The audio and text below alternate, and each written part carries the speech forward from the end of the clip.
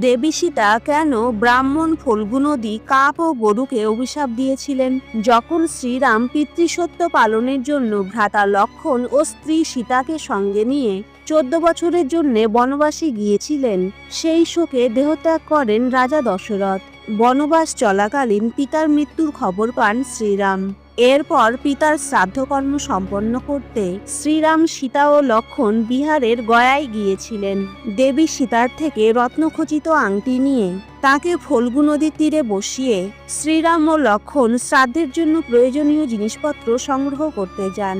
বহুক্ষণ সময় অতিবাহিত হলে রাম ও লক্ষ্মণের ফিরতে বিলম্ব দেখে স্বয়ং রাজা দশরথের আত্মা সেখানে উপস্থিত হয়ে সীতাকে বলেন তিনি খুব ক্ষুধার্ত ও তৃষ্ণার্ত।